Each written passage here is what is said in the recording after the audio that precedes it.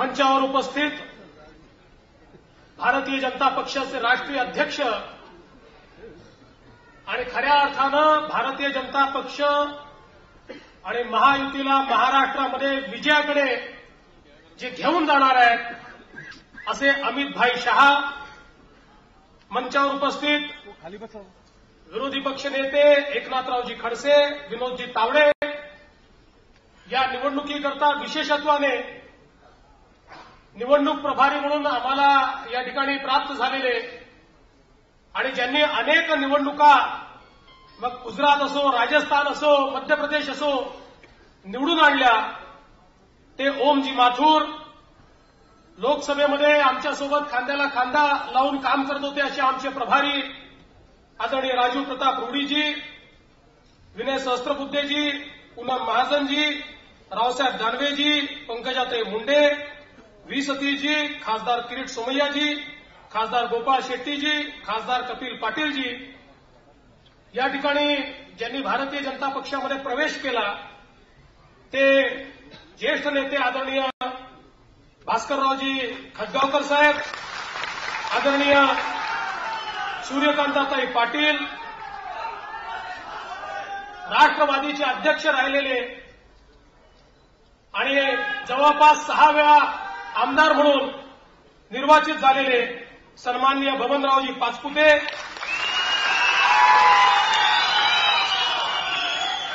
अशोक चव्हाणांना ज्यांनी सळोखी पळ करून सोडलं असे माधवराव किन्हाळकरजी, या ठिकाणी मंचावर उपस्थित सर्व पदाधिकारी, एक अजून ज्यांनी आमच्यामध्ये प्रवेश केलाय आणि राष्ट्रवादीला दणका दिलाय असे बीड जिल्ह्यातले रमेश अडसकरजी, या ठिकाणी मंचावर उपस्थित भारतीय जनता पार्टीचे सर्व पदाधिकारी आणि उपस्थित सर्व भगिनी आणि बंधूंनो, लोकसभेच्या निवडणुका झाल्या आणि लोकसभेच्या निवडणुकांमध्ये आपल्या सगळ्यांच्या मेहनतीमुळे आणि माननीय नरेंद्रभाई मोदी यांनी जो विकासाचा महामार्ग दाखवला, त्या विकासाच्या महामार्गावर विश्वास ठेवून महाराष्ट्रातल्या आणि देशाच्या जनतेनं महायुतीला आणि एनडीएला मतदान केलं आणि 30 वर्षानंतर पहिल्यांदा देशाच्या इतिहासामध्ये एका सिंगल पार्टीला या ठिकाणी संपूर्ण बहुमत मिळालं आणि मोदीजींच्या नेतृत्वामध्ये भारतीय जनता पार्टीने ते बहुमत प्राप्त केलं. आपल्या महाराष्ट्रामध्ये देखील खऱ्या अर्थानं महायुतीचं या ठिकाणी ज्या प्रकारे आपल्याला जागा मिळाल्या, 1977 साली ज्यावेळेस संपूर्ण देश हा जनता पार्टीसोबत गेला, काँग्रेसचा सफाया झाला, त्याही वेळी आपला महाराष्ट्र मात्र हा काँग्रेससोबत गेला होता. त्यावेळी देखील काँग्रेसला त्या ठिकाणी जागा मिळाल्या होत्या, पण यावेळी मात्र मोदीजींचा जादू असा चालला की या महाराष्ट्रामध्ये शिवसेना, भारतीय जनता पार्टी आणि आमची जी महायुती आहे, या महायुतीला 48 पैकी 42 जागा मिळाल्या. काँग्रेस राष्ट्रवादीचा आम्ही सफाया केला. बंधू भगिनींनो, या निवडणुकीच्या आधी मी सांगितलं होतं 2009च्या निवडणुकीमध्ये राष्ट्रवादी काँग्रेस जो राष्ट्रीय पक्ष आहे, राष्ट्रीय पक्ष म्हणून त्यांचे 8 लोक निवडून आले होते आणि मी असं सांगितलं होतं की 2009 साली राष्ट्रवादी काँग्रेस इनोव्हा पार्टी झाली, त्याचे 8 सदस्य एका इनोव्हात बसवले की राष्ट्रीय पार्टी चालली दिल्लीला. मी सांगितलं होतं या निवडणुकीमध्ये राष्ट्रवादी काँग्रेस ही इनोव्हा पार्टी देखील राहणार नाही, ती नॅनो पार्टी होईल आणि तुम्ही सगळ्यांनी तेच करून दाखवलं. राष्ट्रवादी काँग्रेसला नॅनो पार्टीमध्ये तुम्ही रूपांतरित केलं, त्यांचे 4च आपण निवडून दिले. पण काँग्रेसची अवस्था त्याच्यापेक्षा वाईट केली. काँग्रेसला तर तुम्ही वेस्पा पार्टी बनवलं, त्यांचे 2च सदस्य तुम्ही या ठिकाणून निवडून पाठवले.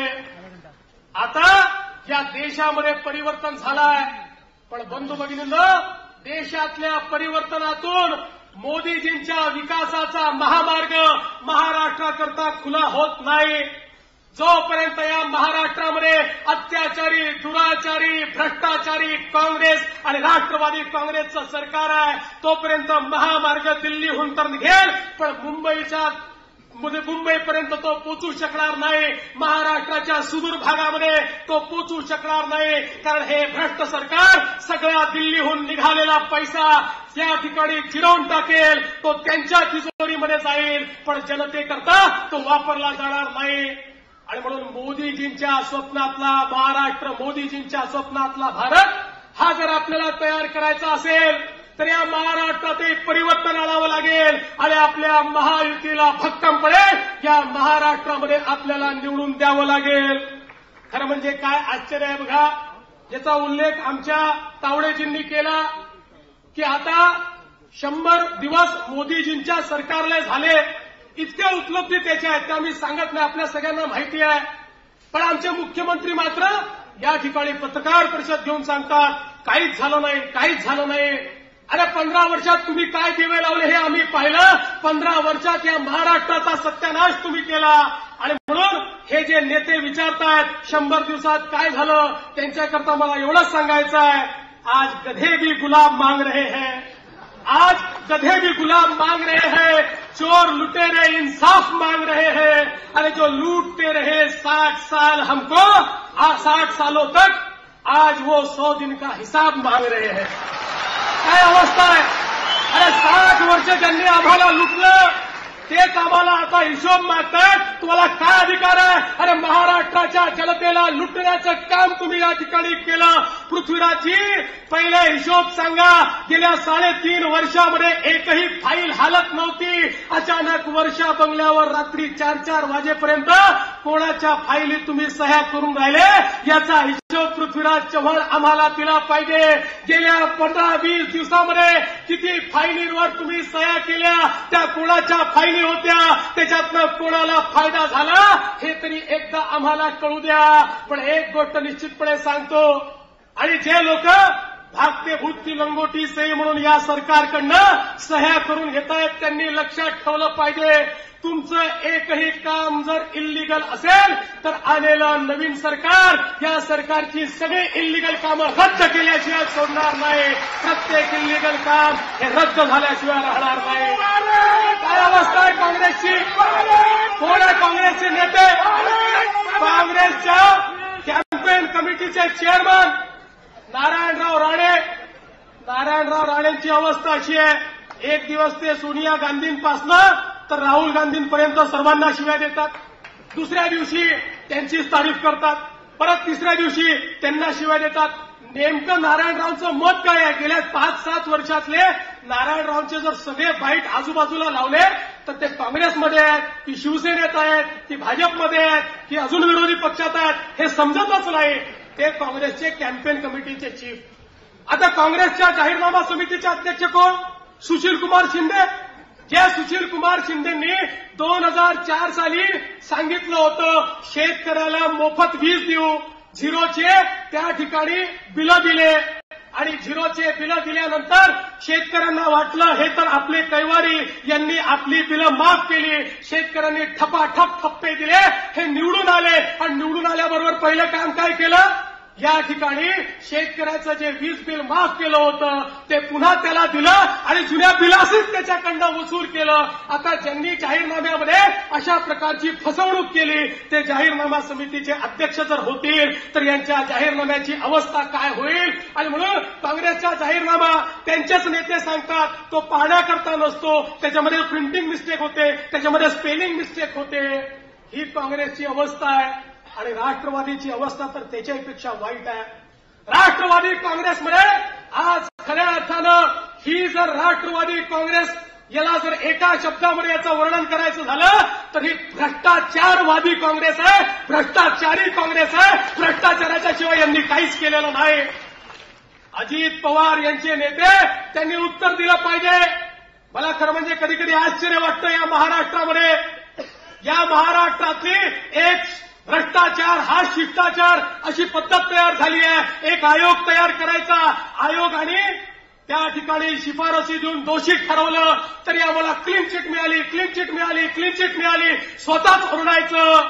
स्वतःला क्लीन चिट देण्याचा प्रकार, आदर्शमध्ये 4 मुख्यमंत्र्यांना दोषी ठरवलं, हे म्हणतात क्लीन चिट. चितळे अहवालामध्ये पृष्ठ क्रमांक 600 वर 606 वर सरळ त्या ठिकाणी चितळेंनी नमूद केलं, भ्रष्टाचार झालाय, अजित पवार दोषी आहे. हे भ्रष्टाचाराची प्रकरणं आहेत. 20,000 कोटी रुपयाची भ्रष्टाचाराची प्रकरणं चितळे समितीने पृष्ठ क्रमांक 606 वर स्पष्टपणे त्या ठिकाणी मांडली. पण हे म्हणतात चितळे समितीने आम्हाला क्लीन चिट दिली.